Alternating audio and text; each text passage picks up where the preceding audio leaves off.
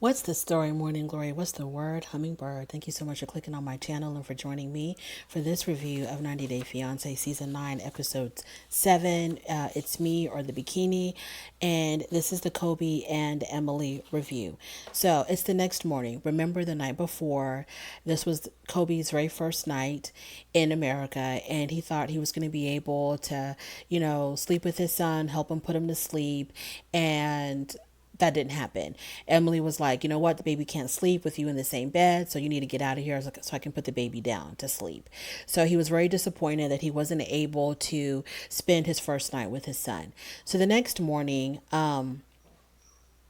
Kobe is very bothered that Emily didn't take his feelings into consideration the night before, like how badly he wanted. And I'm thinking, okay, one night of the baby being rowdy or whatever it's fine. Like, Emily, you could have let him experience that, because they keep talking about her and her family, talk about how you're going to have to get used to, taking care of him. It's not just fun and games, taking care of a baby. It's not just about playing with the baby and that's it.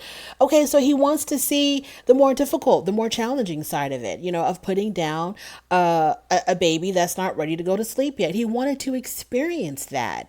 And I don't know where I read this, but someone had said something about, well, they could have put the baby to sleep without Kobe. And then as soon as the baby fell asleep, Kobe could have, come back into the room and lay down next to his son and Emily. There were so many options. You can let him get all that energy out. Maybe he wants to get up and I didn't understand like why you couldn't make an exception for this one night. But anyway, I digress because that it's been done. It was done. She kicked him out of the room. It's done.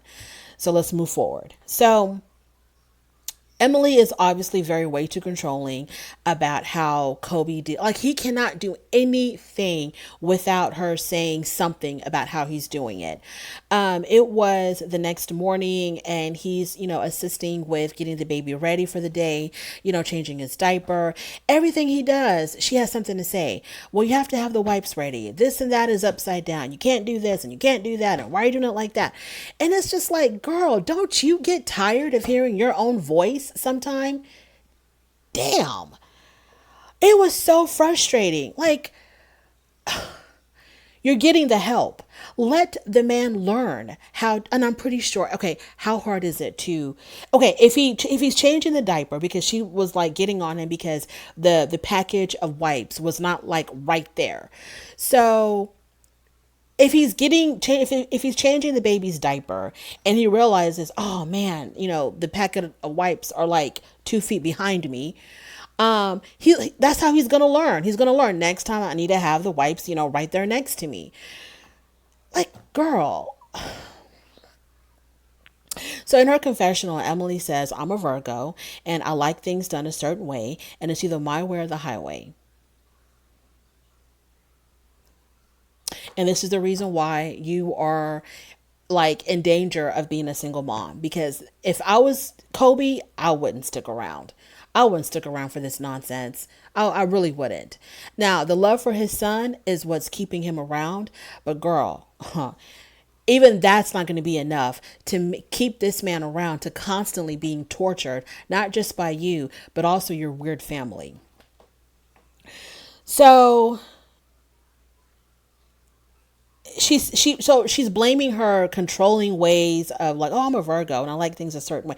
Doesn't everybody like things a certain way? But I think for the majority of us, we kind of bend a little if it's not done a certain way. We're not going to lose our mind or like drop dead if things are not exactly the way we want them. But I think as humans, as people, we all like things a certain way. We want things to kind of go our way, but we understand that, life, it can't be like that all the time. And so we learn to adjust and we learn to be flexible. And that's how we're able to kind of enjoy life a little bit. And we don't lose our mind over every little thing that's not exactly to our liking. Because how miserable does it have to be? How miserable it must be for people who just lose their mind if things are not done exactly the way they want it done to the T. Like, how can you enjoy life like that? I don't understand. But don't blame it on being a Virgo. Blame it on being spoiled. Blame it on your parents creating the monster that they've created in you. That's what you need to blame it on. It's got nothing to do with you being a Virgo. Don't, Don't bring Virgos down like that. So they're going to have a day where they're going to go sightseeing Salina. And as they're getting into the car and, putting the baby in the car and everything, Kobe says that he wants to drive. And Emily, of course, wasn't having that because she's a control freak. She's not going to let him drive. And he says, I think I'm a better driver than you. So, you should let me drive. And, they go back and forth, back and forth. And of course, Emily gets her way. And I didn't understand like why he thought he could be able to drive because he doesn't have a driver's license. Or can you drive as long as there's a licensed driver with you if you don't have a driver's license? I'm confused. But I thought that for you to operate a vehicle, you had to have a license or a permit. And if you have a driving permit, you have to have a licensed driver with you, or you had a full blown driver's license. But if you had neither, you can't drive a car. So I was confused on why that was even a suggestion or why that was even a thought for him to drive. Now, she was right. I agreed with her that he shouldn't have driven, but I think her delivery was just way off. Her delivery stinks. Her delivery and how she talks to him is absolute, complete, 100% garbage. Garbage, how she talks to him. So he goes, okay, I'm going to get in the car, but I'm not pleased. And she's like, fine, I don't care. Like, why? Why do you have to say that? Why does every conversation have to go left with you, Emily? So, they get it. So they're inside the car now. They're driving around and she forces him to hold her hand. She says, hold my hand. And he obliges. I would have been like, you better get that damn hand away from me, or you're going to be pulling back a nub. So they're sightseeing. They're driving through Salina. She points out a jewelry store. And she's like, oh, there's a jewelry store, for, when you go get my ring. Girl, shut up. And he's like, so where are the clubs at? And he's like, she says, this is Salina, Kansas. There's no clubs here. Okay.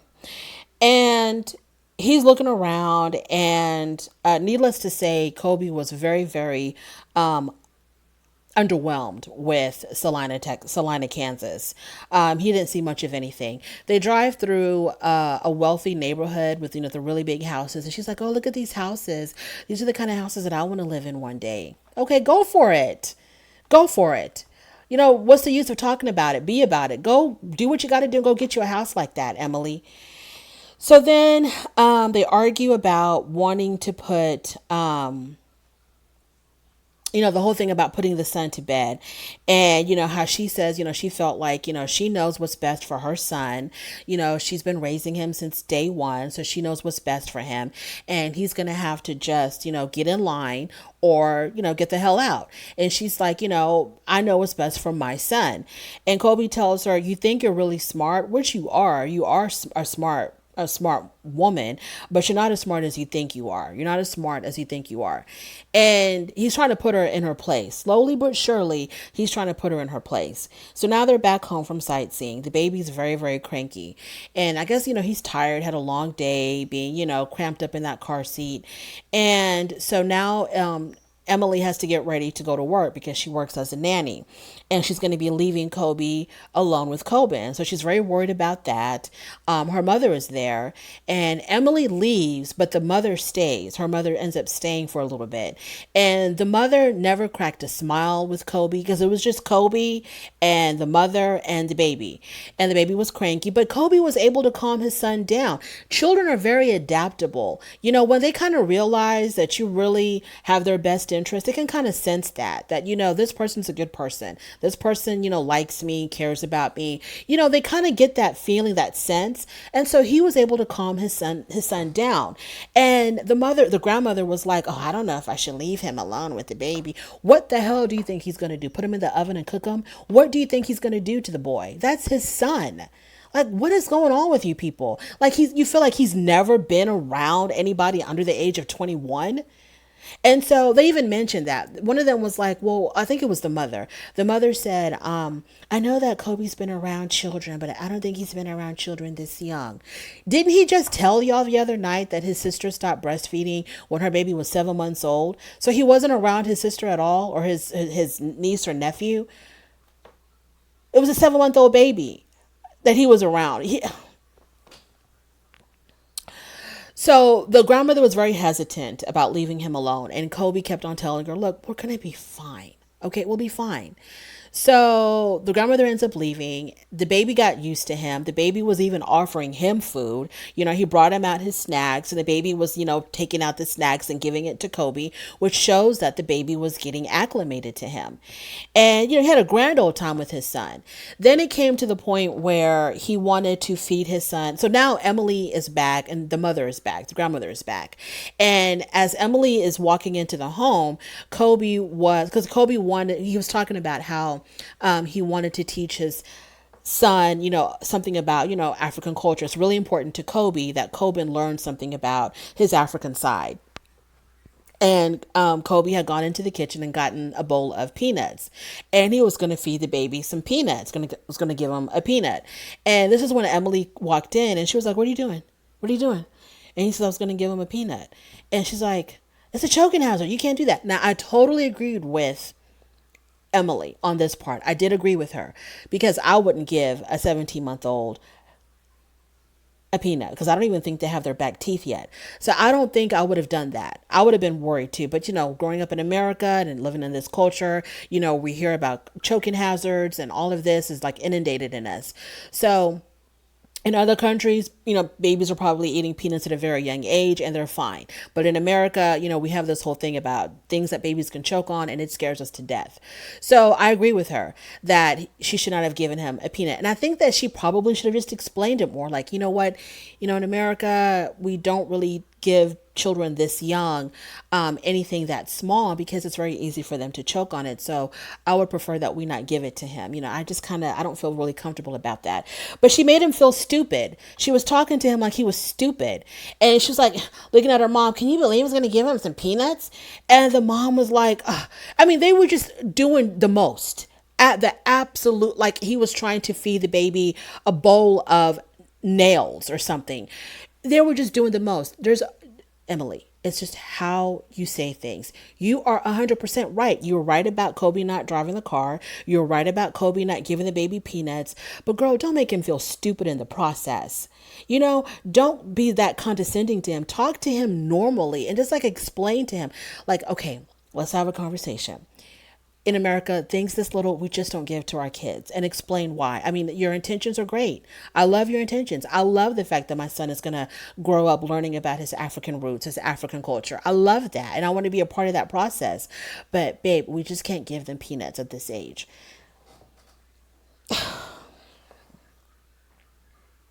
So this is where Emily says in her confessional that Kobe needs to follow my lead in raising Kobe. And when I can trust him more, maybe I will allow his input. Then what did you bring him here for? Before, when this season started, she talked about how she was really looking forward to, Kobe and Kobe meeting and, them developing this relationship and this bond. And now that he's here, he can't do anything with his son without you like harping on him about something. Then why is he here? If you want to raise your son your way, why did you bring him here? What was the point? Then you should have just left Kobe in Cameroon and raised the kid the way you want to raise the kid. And then, send him pictures now and then.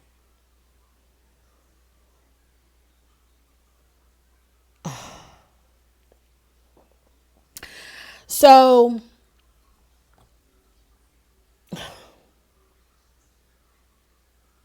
I don't know what to say. I'm sorry for the long pauses. I'm just like flabbergasted at this girl. It's just, I don't know what to say. And Kobe is speaking up for himself. You can see that he is really trying to speak up for himself.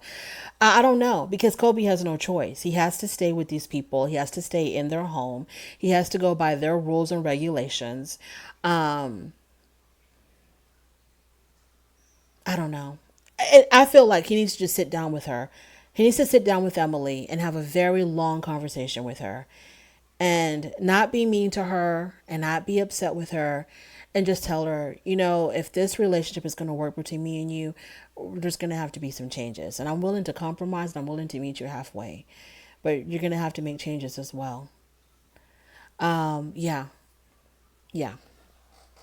And another thing about like all the women, the American women on 90 Day Fiance need to understand that in a lot of these countries, a lot of these countries are patriarchal, very patriarchal. The men are the ones that make the decisions, the men run the show. And I'm not saying that they need to do that. They need to like give up their independence or whatever to the man and let the man make all the decisions. I'm not saying that.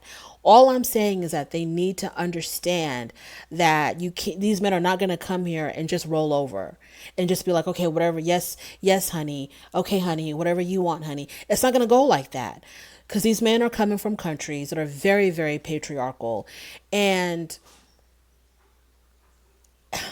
maybe if you understood that, you'll know kind of like how to handle them a little bit better. Maybe you'll learn how to handle them in a different way. But now you have these very strong minded men, these very strong minded women, and they're just clashing.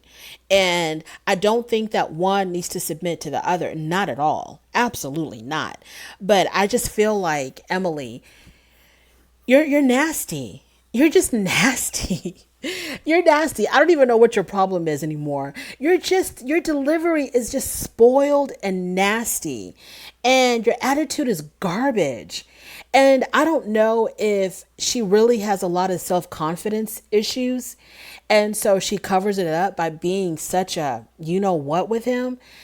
I'm beginning to wonder if that's the case. Or because he keeps talking about how the Emily in China was so much sweeter and we had so much more fun. And I really enjoyed the Emily in China. Maybe because the Emily in China was a lot smaller. And maybe as she gained weight, she lost a lot of confidence. And maybe that's something that she's really, really struggling with, even though, they have great chemistry and they had a great night together when they were at the hotel. Maybe she's still struggling with a lot of body issues. And so she covers that up by just being very overbearing, very controlling, very demanding, very loud, very rigid, not willing to give in, not willing to compromise, not willing to listen to him. Maybe she feels like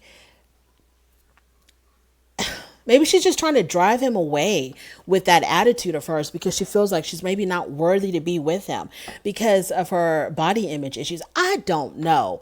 I'm not a psychologist. I don't know. I don't understand why and then her family, they just sit back and watch.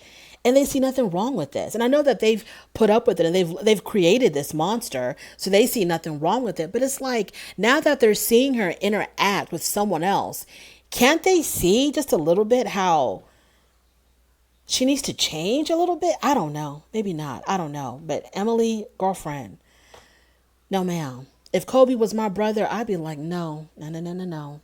You're going to have to co-parent from Cameroon. Or as soon as you get I don't know. As soon as you get your green card, you need to leave. Go find somebody else. I don't know. I don't know. Anyways, I don't know what else to say. I'm done. I'm speechless. I'm done. I'm so done with Emily. Thank you so much for joining me in this review. I really do appreciate it. If you made it this far, go ahead and subscribe if you like this content. If you don't like this content, don't worry about it. But thank you for stopping by anyway. On your way out, don't forget to rate the video, and I will definitely talk to you later.